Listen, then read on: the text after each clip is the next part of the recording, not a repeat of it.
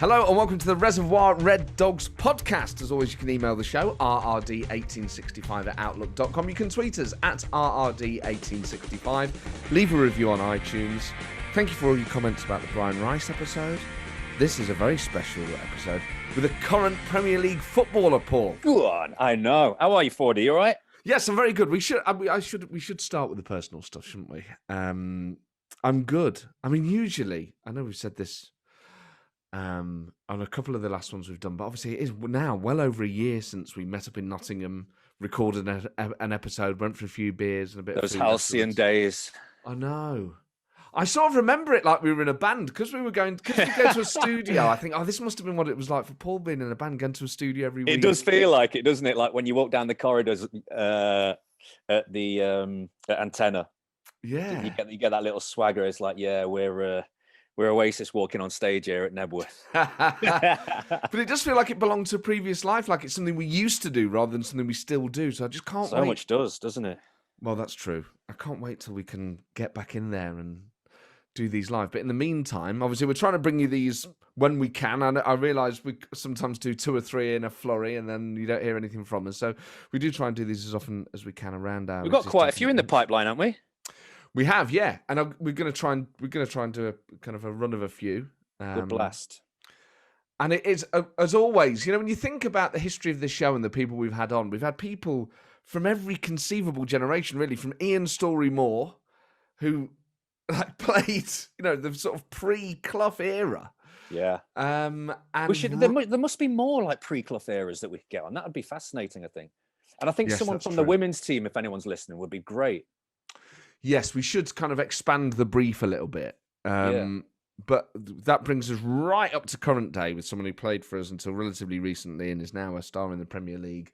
And we've had a few of the current team on. Obviously, we've had Joe Lolly on and we had Matty Cash, who's now at Villa, of course. We had Joe Worrell, Michael Dawson.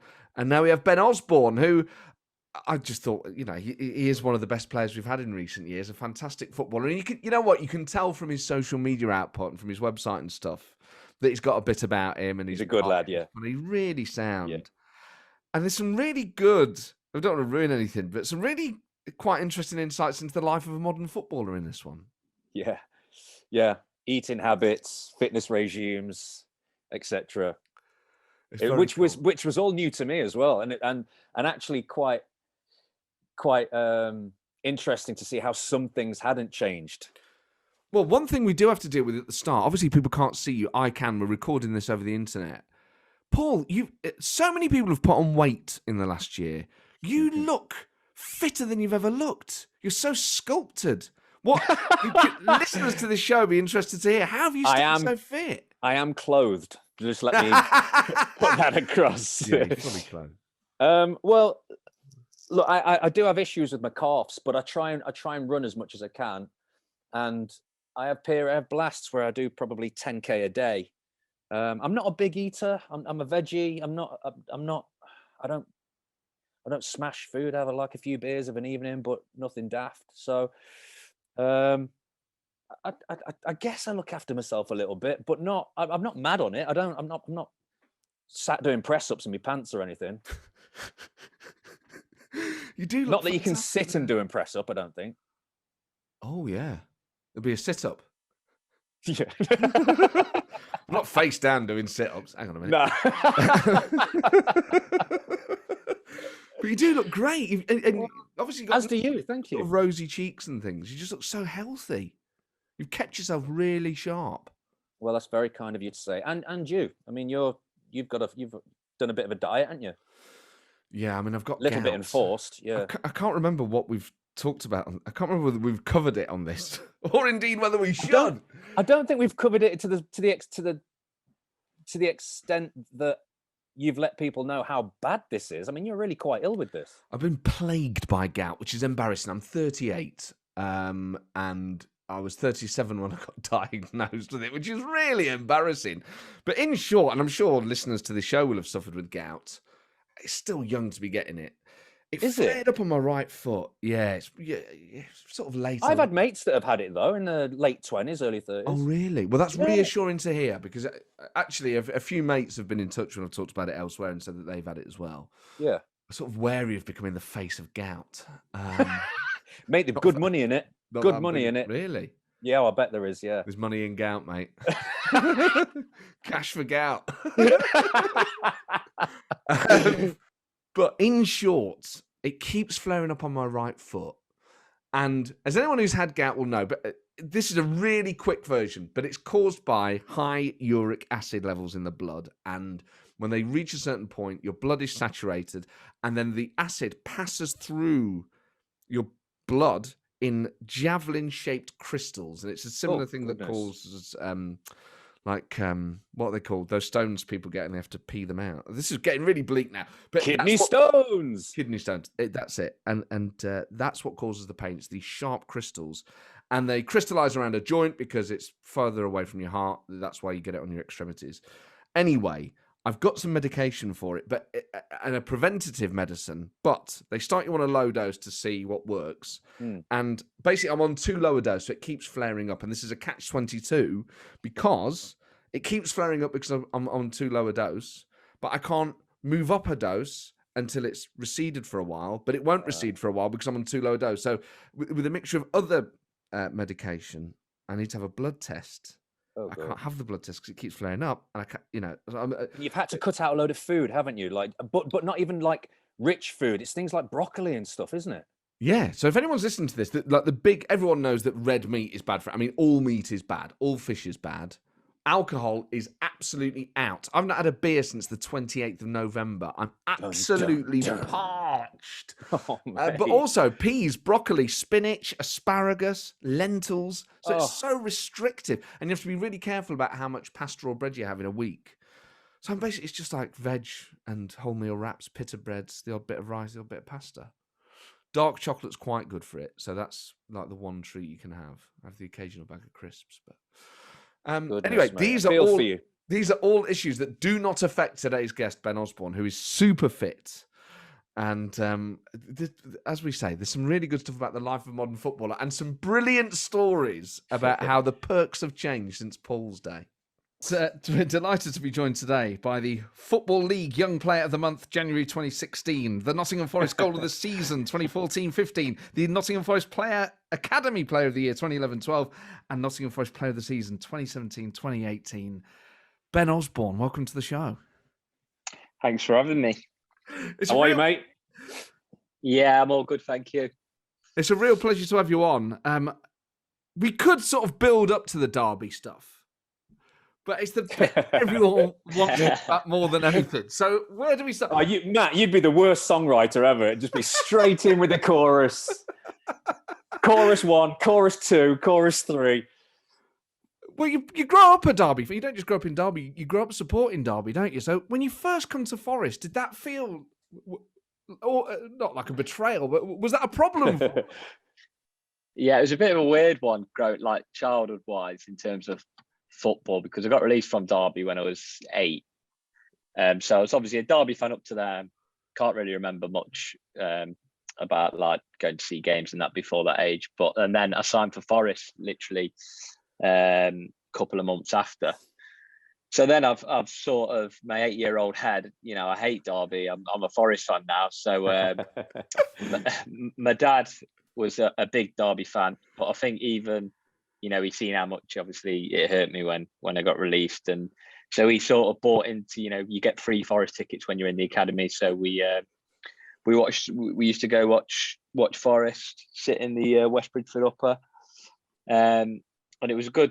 I really enjoyed it. So started obviously supporting them. Then I got into secondary school, and I'm surrounded by Derby fans. Everyone's a Derby fan, and Forest.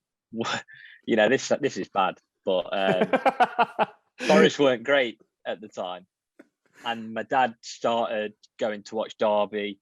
So I had if I wanted to watch football, my only option was to go with him. We ended up getting season tickets back at Derby, and then they were under Billy Davis, towards the top of the table. Ended up getting promotion. So then it became just normal, slipping back into being a Derby fan whilst I was still at Forest, obviously growing up. I mean, this is a nail in the coffin, isn't it? I mean, we can end this now. Yeah, and then obviously, you go full time with Forest, and it starts to change again. So I can remember like early scholarship days. You feel so far away from the first team, so it was still sort of supporting Derby. But then once it was like getting my pro contract and then training, and then we asked the ball boy at the games and all that stuff. It just sort of the love for Derby just sort of fizzled out, and you end up being all in at Forest. And then so that's where it took me. And then so obviously by the time I scored against Derby, I didn't hate them like I'd grow to do after being at Forest for years. But it was just sort of one of them where I just didn't know how to feel about it, to be honest. It was strange. But yeah, that was the nail in the coffin with any association with Derby. You can tell by my celebration I don't know what to do. Don't know what to do. It must have been so weird to score at a ground that you used to have a season ticket in anyway. Regardless of the rivalry, to be back playing at a pitch in a stadium where you'd watched as a young fan. And obviously it is different for players, and I think fans sometimes don't appreciate that. But you must have had like friends and relatives sitting in the Derby stands that day. Yeah, so it was the first time I'd played at Pride Park. I was on the bench when we lost 5-0. But the first time I'd actually played there. So I knew where all my mates sat, literally exact seats. Knew where everyone was around the ground, like picking people out in the warm up and that, giving them a little like nod and having a laugh. And it was obviously my first ever goal as well. So it was probably written in the stars. My dad was in the away end, because obviously we get the tickets there, and I think obviously if I'm playing, he's supporting me. And that was a day that is. Football world got turned upside down as well. And same with a lot of my mates as well. They were just caught in, really happy for me, but they've just watched Derby concede a last minute winner to Forest. It was just, honestly, it was crazy. It was crazy. And I didn't realize how big and how much it meant to people until a bit of a while after. But it was just so much stuff going on until you'd split families and friendship groups over Derby.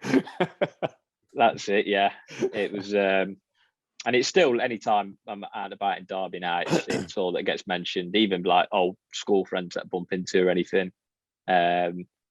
So yeah, it's a strange one, but wouldn't change it for the world, obviously. Did your dad ever say to you, like, I'm really proud of you and whoever you play for, I'll support, but you could have made it easier? Couldn't you have gone to like Sheffield United first?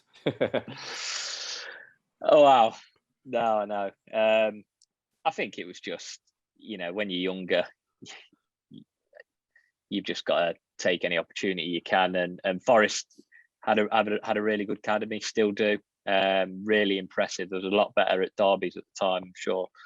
They won't mind me saying that. They've obviously sorted themselves out now, but it was unbelievable, to be fair. As soon as we went there, the facilities, the people, just the history of bringing people through. You had like obviously people like Reedy and Dawson, Harewood and stuff in the first team, and it was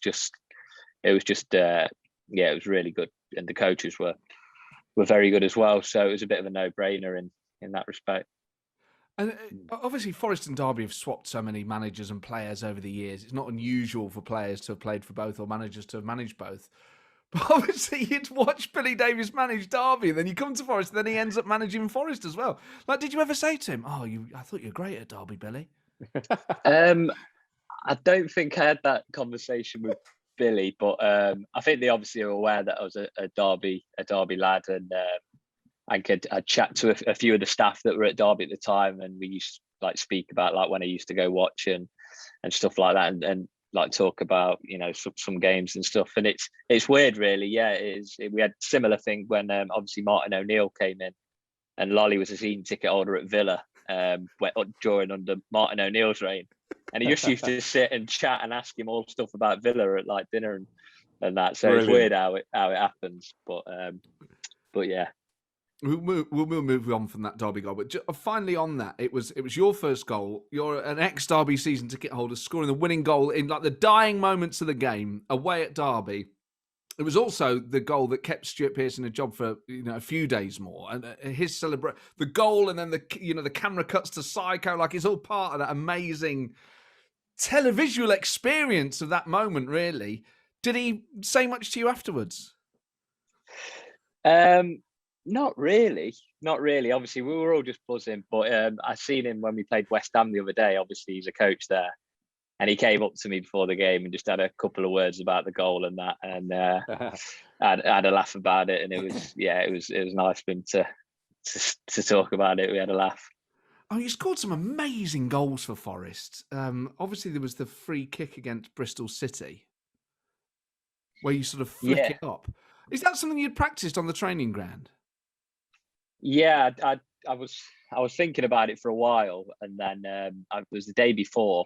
I just got Dan the kit man to stay out and just roll me 5 balls, and I was just practicing it, and I scored like 5 out of 5, but everyone went top corner. So I just said, right, next time we get a free kick. To be fair, it's a difficult one because the range has to be about between 20 and 22 yards out. Any further, it don't work. Any closer, it don't work.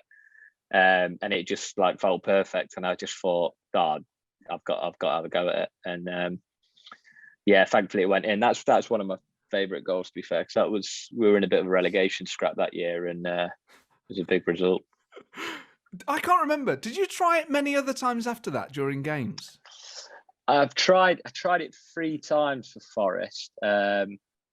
And obviously scored against Bristol, and then one was against Wolves, and it sort of clipped the defender on the wall and just went wide, so we got a corner. And then another one, I think it might have like skimmed the post or something, just went wide. So did try it a couple more times, but obviously only scored the one. But all valid efforts, and I'm pretty sure I will have another go at it in my career. I've not seen it. Taught me. Is it a bit of a Laetitia vibe? Yeah, it's Laetitia. Yeah. Nice. You're just claiming it for yourself there, though, yeah? Yeah, mine's got a bit more power on than Laetitia's. Yeah. Which, to be fair to Laetitia, he didn't score that one, did he? Like, you still had to do it, even if you got the idea off him. Yeah. I think we had one scored against us, or someone tried it. Ledbetter did it like a few weeks before and hit the bar against us, and I thought that looked so easy, and that's when I just started practicing it. But I need to have another go at that. Good bit of dip on it. Good bit of dip, but that's it. Once you see, you know what it's like now. Everyone watches your clips and that, and so it's kind of one of them. I think I've tried something similar actually against Bristol City. So I was going to flick it up. This was like a few weeks after, so they've obviously watched it. So they've seen me on the ball, and I can see him like ready to charge the ball down quickly. So I've said to Lolly, right, I'll flick it up, and instead of shooting, I'll just lift it over the wall, and you go score. And I've tried to do that. It's hit the man straight away, and they've like broke. And I've just thought, oh, that looks horrific. You interviewed Joe the other day for your podcast, I think. Yeah, last night. How did that go? Are you used to close mates? Yeah, we got close at Forest. Just a little Q&A last night from a soccer school thing. Joe said he'd come on, and so we asked for a few questions, and we got loads and all sorts of questions.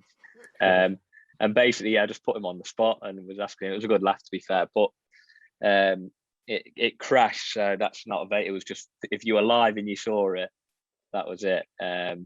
But no, it's a good laugh. But yeah, I was roommates with Joe when I was at Forest, and we got on really well. Still speak to him now. And what's he like as a roommate?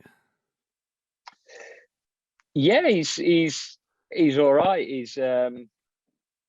We're into the same stuff. We'd watch the football, or we had a stage where we'd host the cards in our room, and sometimes that did get a little bit out of hand.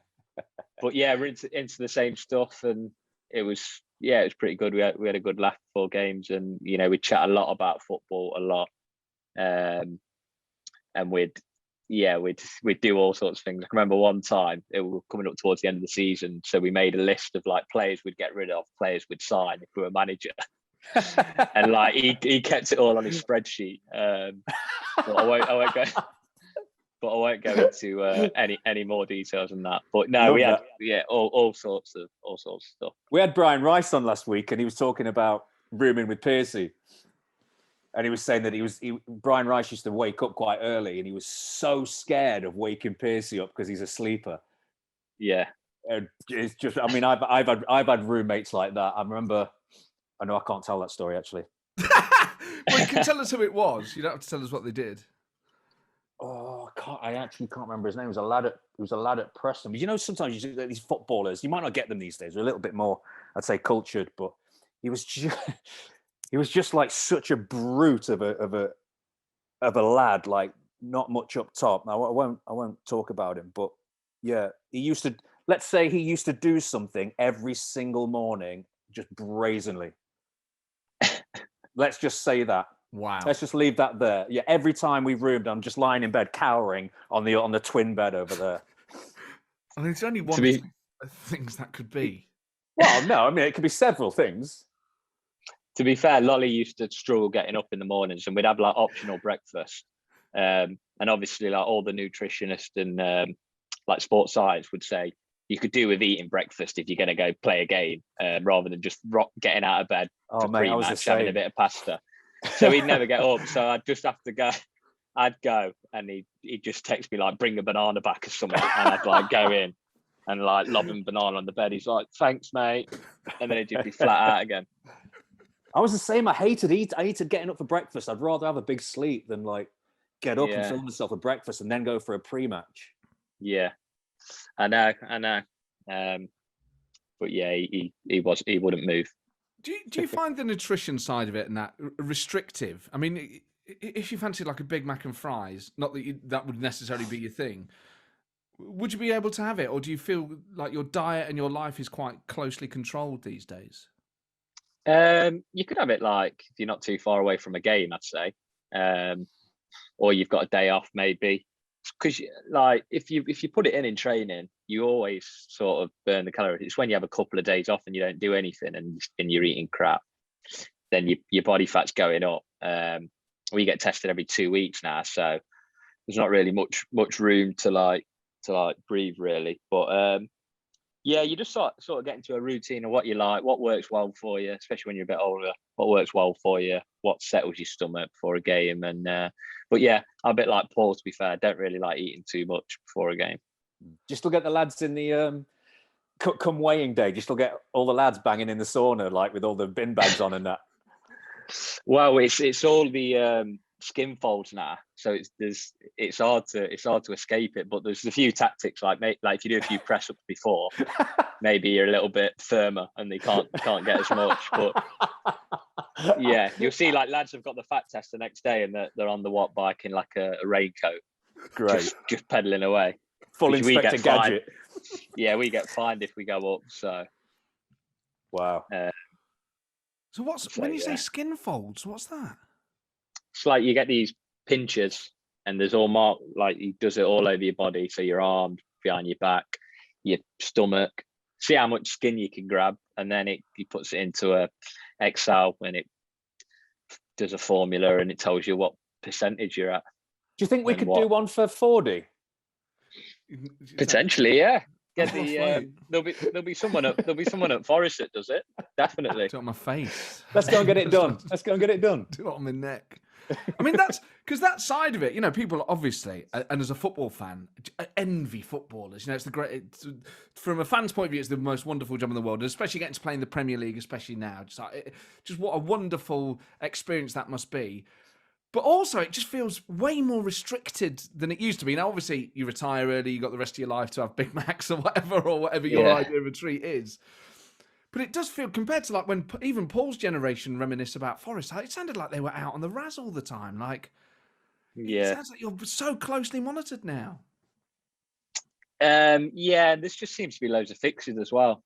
So, and the fixtures are absolutely all over the place. So it's not as if like, if we have a Saturday game and we don't play to the other Saturday, it's such a rarity And that is when you can, if you get a good result on the Saturday, enjoy yourself by all means, probably have the Sunday off and then a bit of a recovery session on the Monday. But that's just such a rarity now. But I'm sure, that does still get taken advantage of at every level. It's a difficult question to ask you on a Forest podcast that's going to be listened to by Forest fans, but no one begrudged you going to Sheffield United. Everyone at Forest is so proud of you getting to play in the Premier League, and we feel the same way about Matty Cash. Like, it's amazing when really talented players have stayed longer than perhaps they would have done ordinarily because of, I presume, some sort of loyalty to Forest. And you're one of the best players we've had. It was just brilliant watching you play for Forest. Do you miss us at all? Oh, you be honest. Yeah, of course. Like I think I've said this before since I've left. You don't take it for granted when you're there, because I always knew it was obviously great club and that, but you don't realise how big Forest is, and just what people think of it from the outside. Like, people see the stadium, everyone loves. I don't know if it's a good thing, but everyone loves playing there. But you know what I mean. Everyone loves going there and loves the ground. Obviously, the history is just great, and everyone always said it's like one of the best atmospheres, and it is. And it's just one of them. If you get it right, there's not many better clubs to be at, certainly. Yeah. There's another goal I want to ask you about as well. The one at against Leeds when we beat them 4-2 on New Year's Day. It's one of the best goals. I mean, obviously the Bristol City one it's an iconic goal. The Derby one's iconic. The Leeds one is just absolutely brilliant. I mean, at that point, we beat Leeds again at the end of the season the other year when we just missed out on the playoffs. But it felt like we always sort of did quite well against Leeds at Forest, and that game was amazing. At that point, I thought, well, this is it. Here we go. We're going to get promoted. That was a few years ago now. Yeah, we always seem to do well against Leeds, to be fair. I love going to Ellen Road as well. We'd always pack out the away end, and atmosphere would just be class. But they were a good team that year. But that was a nice one. That was a good goal. I was happy with that. Oh, it was super. I watched it in a pub in somewhere in the Cotswolds, and I was sort of like the only Forest fan. I was the only person watching it, but it was just such a brilliant goal. Do you kind of? I realise this is different for fans, because I talked to Paul about his sometimes, and fans feel differently about goals than players do. But do you ever watch any of yours back? Which ones are your favourites? Don't normally go out my way to watch them back. But I can remember, like, before my first start in the Prem for Sheffield was against Spurs, and like literally before the game, like the assistants like brought me in. He's like, "We've just been watching your goals."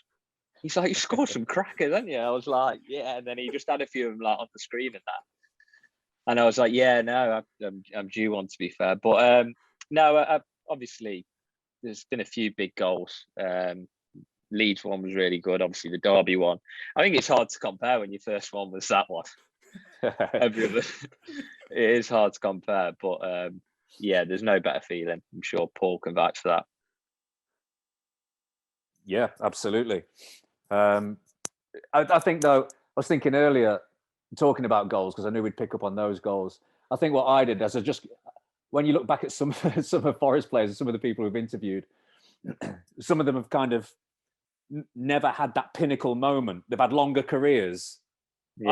I just got in and out. I got in, scored a massive goal and did one, and that's all you needed to do. So I was ahead of the time. I was ahead of my time, I think. Yeah, that's a really good point, though, about having a moment like that. Goal away at Derby makes you kind of immortal. You have that place in Forest history will never be taken away. Particularly as like Psycho was manager, and all the context of it is all related to it. Yeah, I mean, there'd be players who'd spend so much longer at clubs who don't have a moment like that. I mean, I don't know if you have any take on that, or whether that's something you're aware of, but that goal will outlive you. I agree. Yeah, obviously you don't realise at the time, but looking back, like, very lucky to have that, and I'll always have that with the Forest fans. And it's kind of one of them, like,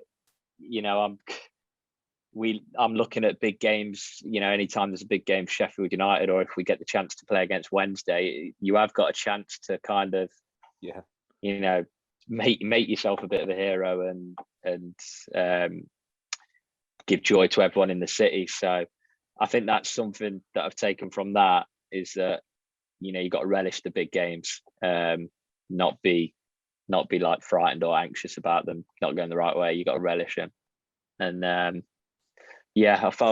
feel like when I did play against Derby or whenever, I'd always tend to have a pretty decent game, just because they were the games that you wanted to play in.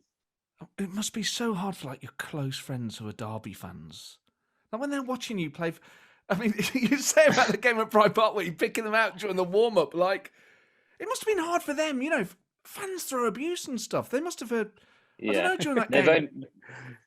My close mates have only just started following, obviously, Derby again the last 2 seasons since I've gone to Sheffield, because before that they'd be coming to Forest, and keeping an eye on Derby. It's completely like ruined it for them. Yeah. But like now they've kind of like lost that connection loving with feeling. Forest and the back. They lost the love and feeling. And they can start watching Derby now, and obviously keeping an eye on Sheffield United as well. Have you kept any stuff from your time at Forest? Have you kept like shirts and balls and stuff? Yeah, I've got quite a bit of memorabilia, to be fair, just up in the man cave up there. I've got all like the awards and stuff that you mentioned at the start, and then I've got a shirt from Chris Cohen on his last ever game. Wow. Eric's shirt, just people that I was close to be fair. And then I'm sure if I do ever play against Forest again, I'll get a couple more. But yeah, I've still got me Forest shorts that are sleeping, to be fair.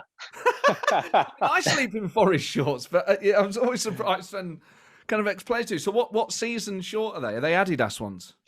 Adidas, yeah. Kept all the. I've got rid of all the Macron stuff. It's so kept poor, the Adidas. isn't it? It's rubbish.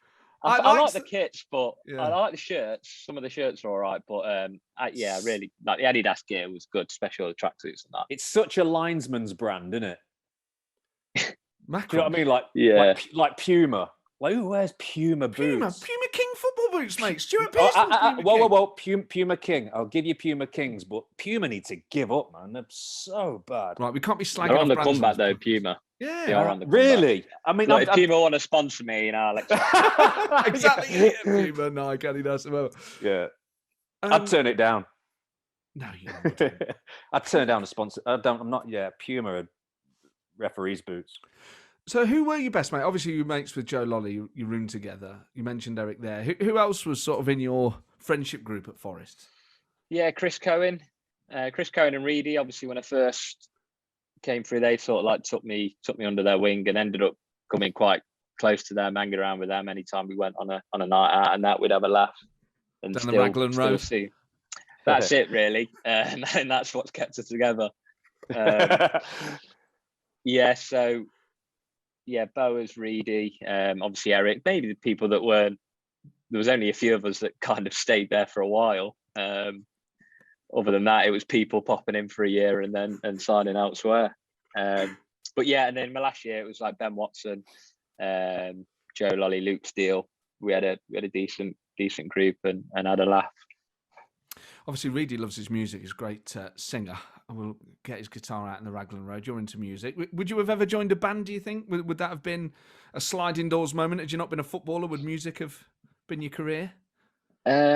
Always. I wasn't really into music as much as I am now until I was about 16, but never learned to play an instrument or anything. That is like a regret that I wish I did when I was younger. Obviously, I've learned to play the guitar a little bit since then. But yeah, for me, I think that's the only job that's probably better than a footballer, I'd say. Yeah. But I think the industry is even harder. I think it's probably one of the only ones that tops being a footballer, but probably the only one that's harder to probably make it in music. Paul, you especially nowadays. Well, yeah, now it's even harder, particularly for working class kids, for bands and things. Paul, you obviously did both. Which one did you find harder, or which one is harder? Depends what you mean by harder. To be a success in, I guess. Yeah. To be a success in, I think it would be easier. I mean, it's easy to say when you're born with and you work hard at a talent for a while, so you become a footballer. It's just kind of second nature. But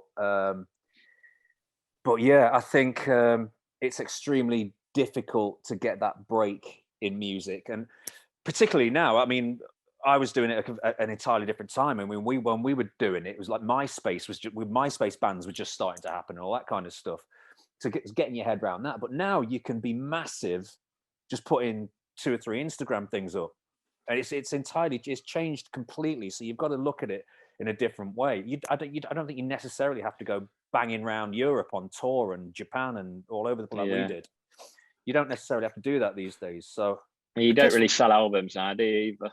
Exactly, yeah. But I mean, which is a real shame because I just love it as a format. Like, what's better than getting an album and then you listen to it and obviously all the bangers are on there, and then 3 months down the line you go, track 6 is wicked. Actually, it's actually that's my favorite, and it grows on you. I love that sort of stuff. That's what I love about albums. But people still do make albums. I think I don't think they're going anywhere as a sorry, my daughter's banging around upstairs.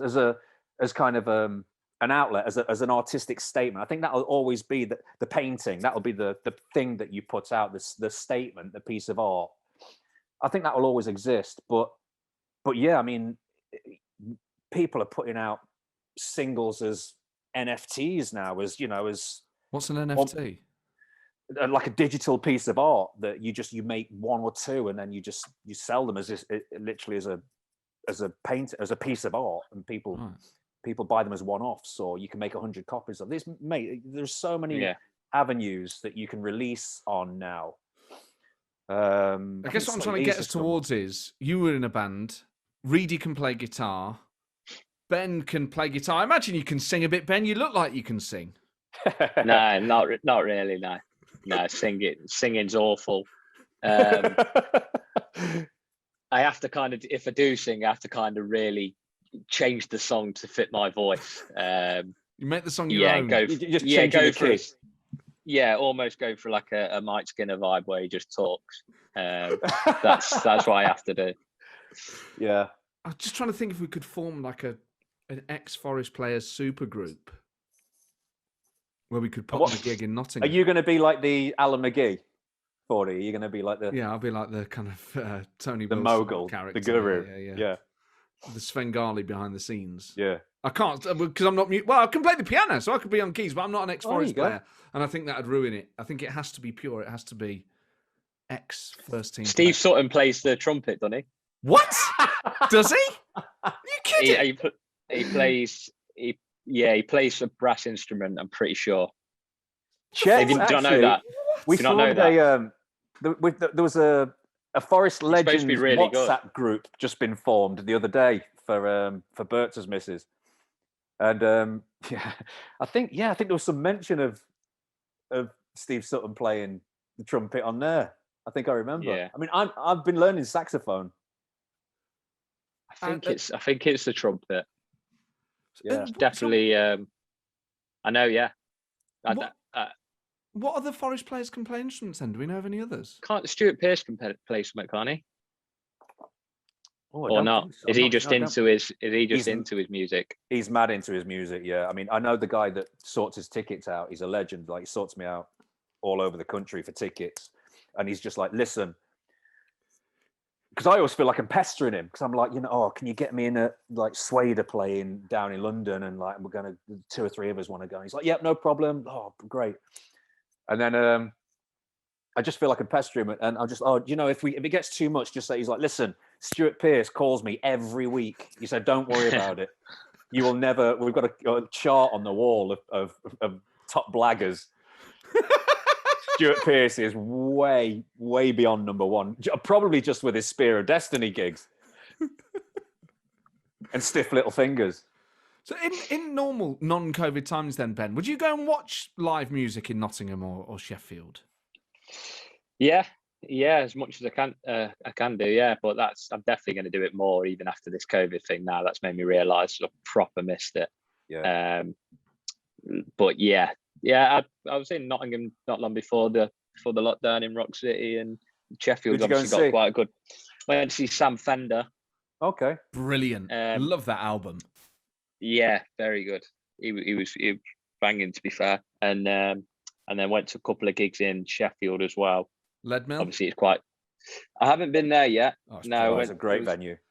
Went to on at the O2 Bombay Bicycle Club. That was literally right before lockdown. What were they like? Really, They good?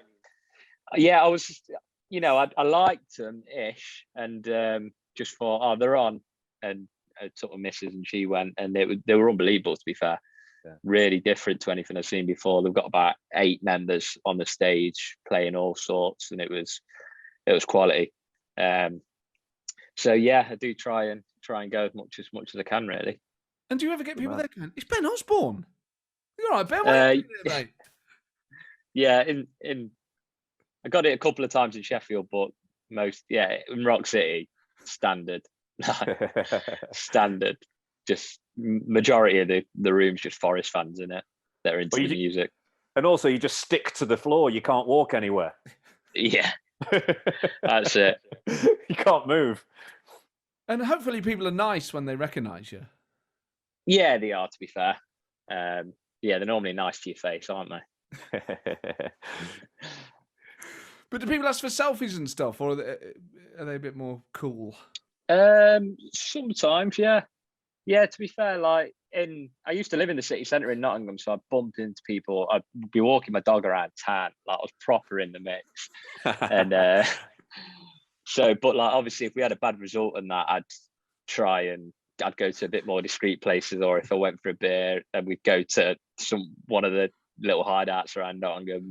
There's plenty of few little bars where football fans don't really go. You start to know that, and then but if we were doing well and if we had a couple of good results, then it'd be fine around Nottingham, and people are always nice. Whereabouts in town did you live? Do you know Houndsgate? Yeah. So yeah, literally on there. Oh, okay. Right next to the McDonald's in the at the bottom, not far from the Broadmarsh. Yeah. Oh, wow. Perfect. It's lovely around there. Yeah, it's all right, to be fair. I've still got the apartment. So yeah, I loved it. It was really good. And what were your favourite bars? Pepper Rocks was a favourite. Have you been there? It's a little hideout next to Flannels, the shop. You go down a little street. It's like a secret bar, but everyone knows about it now. Used to love it in there. And then obviously Raglan would be yes, for any football or whatever, it'd be up to there. Where else? And there's a few around Hockley as well that I really liked. Hockley Arts Club, and there was another one. Yeah. And there was go on. Oh, there was the Boiler Room, wasn't there? There was one of those fake speakeasy. Yeah, and there was I forgot what it was called. It was on the Marriott Hotel, near Hockley. There was a little bar there, which was pretty cool. I think it's still there. Forgot what it's called though. Been a while. Need to visit back. Yeah. Did you get any perks? Like when back in Paul's day, they got McDonald's Gold cards, which got them free Mackie D's at that one near the ground. Did you get anything like that? Honestly, nothing. What? Absolutely nothing. Couldn't get in a club or anything. If anything, you got treated worse. Honestly, so anyone that signed here, anytime we'd have a team night out road, we just had no pull in Nottingham. They did not care, apart from Raglan Road. So they'd be like, what? Like at the old club, the bouncers would look after us or whatever, or lads would come down from Scotland or whatever. Jason Cummins used to say that in Edinburgh, I can go wherever, take all the lads, and they just sort us out. And it's not here, mate. We're in the back of the queue. Wow, never used to be like that. Yeah, nah, it was no perks whatsoever. And was that just that, the bouncers aren't football fans, or was it are they actively hostile? Probably the bouncers aren't football fans, to be fair. But you want to kind of, they need to recognise you. You can't be telling them that No. AFL football, mate. you know. So Ben Osborn, mate. It's got to get started. But a couple of times when the queue's been massive and you've got your mates like, go on, just see if you can. And then you get to the front like, oh, you're right, mate. Are we all right to go in? And he's like, no, mate. And you just say like, Derby away, mate. Look at the face. Derby away, mate. Derby away. Yeah, I was out just before lockdown and we were trying to get into Roxy's, I think it's called, in Nottingham. The queue's absolutely massive. It's getting pretty late. And we're saying if we join the queue now, it's going to be like a late night. And so we're sort of like walking off, like, come on, we'll just go home.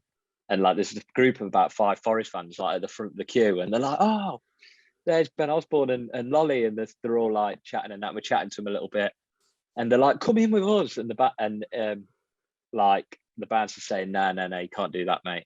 And they're like, come on, please, just let him in. And they're like arguing for us to like try and get in. But again, Bouncer's not having any of it. And yeah, we had to call it a night. We used to offer tickets. We used to become mates with all the bouncers and sort the tickets out and all that, and you would sort it then. Yeah, it became a lot tighter with tickets, to be fair. Really? But in the youth team, it used to just be you get 2 season tickets when it was, I don't know, is it cards now, season cards or whatever? Yeah. But you used to have your leaflets, didn't you? Like you rip out and you'd be able to like dish them out and to barbers and stuff like that. And when you're in the youth team, that was a massive perk. Oh, we used to sell them. The first team used to buy them offers for like 500 quid. Like season ticket day, we'd get $1,000 in our back pocket. Going, oh, that's good. Yeah, that's good. That's brilliant. But then you couldn't get any family in. Well, yeah, but you could always sort it. But like, well, you're in the youth team. Why do you want to get your family in? Fair point. Yeah. Who cares? So you get a nice little. We were on what £17.50 YTS year one.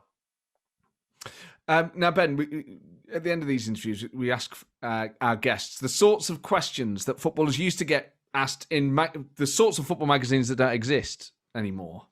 The sort of fact file questions, the sort of mundane questions of the 1970s. So what's your favourite meal to cook? And they're no less mundane now. Yeah. Favourite meal to cook? My speciality is salmon and pea pasta. Pretty simple. Ooh. Gino De Campo recipe. Nice. Yeah. And what sort of pasta do you use? That's my go-to. Whatever really, whatever I fancy. You know, you can mix it up. You don't have to stick to one type of pasta. And I'm not just saying that because I don't know the names of any. Of course not. And that's probably for a footballer a good balanced meal: protein, carbohydrates, veg. Yeah. Day before a game, it's some kind of pasta dish with fish. That's what I go for. Do you have to measure out your pasta? Because if I make pasta now, I still make pre-match portions. Yeah. My missus is like, what are you doing? You'll never eat that. I'm like, watch this. That's it. Yeah, the man I eat is just ridiculous. But no, don't measure it out. Just a massive crack on, massive pot full. Yeah. Oh mate, my missus just looks staring at. It's like she's got a little actual human portion. She's like, everything's pre-match. Yeah, everything. What's your favourite film? Favourite film is Wolf of Wall Street. Oh, brilliant choice. Yeah, that's just one of them that I can stick on anytime. Always find it funny. Always, there's so many good scenes, and just absolute classic. Loved it. Favorite band or musical artiste? I'm an absolute fanboy of the Streets. I love them. Nice. But like the latest stuff, it's not putting me off him because I idolize the man, but it's not as what I was into. But yeah, I'd have to say them just about. Have you seen that footage of him? I've never seen it before. I saw it on social media about 6 months ago, where he's being interviewed backstage. About Peter Mandelson. the music comes. I can't remember. Yeah. The music that's comes it, on, yeah. and he just starts rapping and walks off and walks on stage. It's like, oh my god, that is It's, ridiculous. But It's it's some crazy. conspiracy theory about He's- Peter Mandelson and Tony Blair, isn't it? And then he just goes straight into Stand By Me, My Younger Prince. Yeah, I've read his book, and I think there's a bit in his book where he says he's never done a gig sober or not off his face, and he says, and in that way he feels like he's honest to every fan because they get a completely different performance every single time because Wow. even I've heard he some doesn't know what he's excuses. doing. I mean, those first couple of But yeah. albums in particular are masterpieces. Yeah. The last one's really underrated as well because you think he did get a bit of stick from his fourth album. His last one is really good as well. Still listen to that quite a lot. There's a really good Live at but Rock yeah, City genius. live album that's like, you can hear it on I'm sure you've heard it, but I think on like an Apple Music and Spotify, they did like a Live at Rock City, and it's fantastic. Yeah, I went to that one. I've seen him a couple of times at Rock City. Have you met him? But it's no, I went to see him. He joined a band called the DOT a while back, and I've seen them in Bodega. Obviously, Wow. Bodega's quite a small venue, isn't it? Yeah. And so this is like Mike Skinner. Like he's just on like he's just producing, doing the beats, and they had another singer with him, and it was just really casual. You know, people are going up to the bar, getting him drinks and stuff, and I was chatting to his band member downstairs after the gig, but didn't get a chance to meet him. You bottled it. I didn't see him, to be fair, but I Did you not? don't want to meet him anyway. Yeah, I've heard him on a few podcasts and that he can be quite an awkward character. So it's one of them. Don't meet your heroes, in it. Yeah, me and Scotty Gemma were the same. We used to follow the Verve around everywhere at the slight hope of maybe chatting to Richard Ashcroft, and we were backstage at a bar because Alan McGee had sorted these tickets out. I think we might have been in New York. I can't remember where it was, and he was there, and me and Scott were like a right pair of little girls. I'm like, you go over. No, come on. And we stood about 10 yards from Richard Ashcroft for about an hour and a half. And it just whittled down to us just staring at the wall and going, well, we're not going to do it, are we? Did you not go over? We went home. This is just pathetic. Oh, no. He seemed sad as well. Mind you, we stood there looking the bollocks. We had shades on and everything. It was like, oh, God, look at him. Can't do it. Can't do it. What was that story was it Ian Wone told us about when he went to New York with someone to see Oasis, and Liam Gallagher was in the same Irish bar as them? And then Liam went up to the jukebox and put Live Forever on. Oh, and then came and had a pint with them.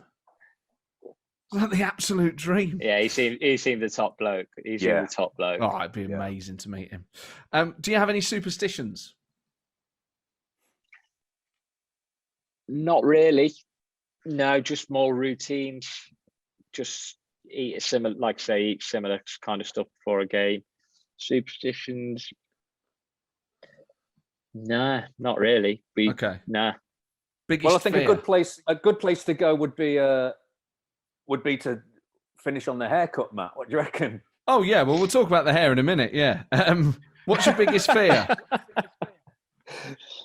Biggest fear? I'm going to go for a simple answer. We'll go probably spiders. Really? It's always spiders. It's always spiders. But I mean, if you don't want anything deep. Well, big spiders. This is a podcast that welcomes depth. What would a sort of deeper answer be? More existential. Death. Yeah, I mean it's entirely logical. Yeah. I mean, I do fear death more than I fear spiders. Yeah, it's not my own death. It's other people's death I fear. Yeah, I don't fear death. No, I don't fear I don't feel death, but just like people dying around me, or like I look at my dog sometimes and think, God, you're going to die soon. You know what I mean? Not gonna live, like they're not gonna live long, are they? And I'm just thinking, can't be. Oh, that's gonna be horrific when you die. That's gonna be boring. Yeah. I fear a painful probably death. That. Yeah, I mean, this is I fear a painful death. That wouldn't be nice. Yeah. But some people do genuinely worry about death a lot. I'm not like that, but just yeah.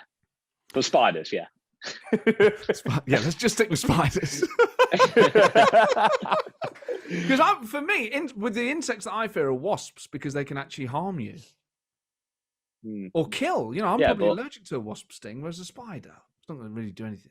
Well, yeah, no, UK spiders are, you know, you still get some big ones, to be fair, but they're creepy. The wasps aren't creepy. They're just a furry pain. spiders. They're a pest. Yeah, like a spider that's of a decent size that can move. It's the quickness in spiders. That's what it is. If They have one's a big just bulge on their back. Oh God, yeah. But is this a fear of them crawling up your nose and your mouth at night? No, Specific? no, just don't want them anywhere near me. I mean, like I'm a celebrity, I'd be happy, but if spiders got involved, I'd just, you know, we're gonna have to go hungry tonight. Yeah. Okay, well, that's a good question. If you had to do a reality telly show, which one would you do? Don't really. What's about at the moment? Right. Okay. Tell you what, the SAS one. Oh, nice. Oh, yes. What do you think you'd do well on it? I think I'd like to think I'd do well, apart from the last bit. You know, where you have to go into stress positions and they're just torturing you for like 24 hours. I think I'd walk out then. Okay. Which of your former Forest teammates would do the best in the stress position test? Chris Cowan. Really? Why? Mentally, he's just an absolute animal machine. Yeah. Steve Stone. He wouldn't like to be beaten by anything. So Chris Cohen's really psychologically strong? Yeah. The bloke's had 92 cruciate ligament injuries. One for every football league club. Yeah, and like fought back every time. Like, so yeah, I'd say definitely Bowers. We did promise that we'd end talking about the hair. I mean, it was something I was going to ask you about. I always thought you had a fantastic haircut. You probably were always had the best haircut in the Forest side. No. Was that something that players talked about? No, I've never had that thrown at me before in my life. You're kidding? Nah. Who had a better haircut at Forest then? I can't really. I mean, Kashi does a bit, doesn't he? With his, he's got the old slick back. Yeah. But yeah, when I could keep on top of it, you know, it was all right. But now it's just don't know what to do anymore. Would you not throw? Mine was down here 2 weeks ago, and chest? it was. Oh mate, it was so long, and I had about. Yeah, I'd had enough. It was in such bad condition that I jogged to my mum and dad's house, shaved it off, jogged home. I couldn't cope anymore. So just whiz a number 8 all over, and look as dreadful as mine. No, my hairline's not the best. Oh well, look at that. I'm worried about that. How are you? But I just trim the sides. I bought some clippers off the internet for 20 quid. And about every 3 months, I just clip around the sides just to get it away from my ears. Stop myself. I'm not risking it. I'm not. It's only a few weeks now, isn't it? And the thing is, as well, you've got to play like on Sky Sports. You don't want them picking up on it. Ben Osborn comes on for Sheffield United, who God knows what's going on around the sides there. VAR on your haircut. That's it. I can't even, like I say, I can't even get an illegal one now because people will realise. So, of course, yeah. You'd have to cut it yourself, and then it would show. You don't that. Yeah, so we're just going to leave it.